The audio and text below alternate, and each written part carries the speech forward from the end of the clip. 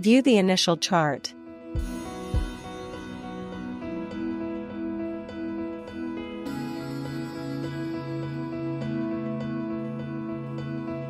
Click the import icon to load a new schedule.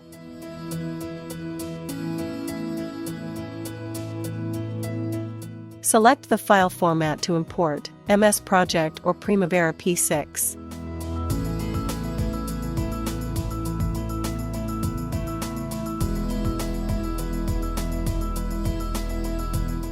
View the newly loaded structure.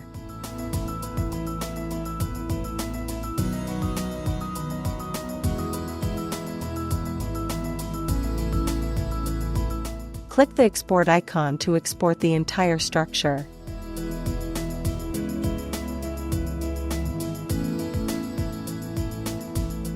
Export the chart to PDF, choosing the file name.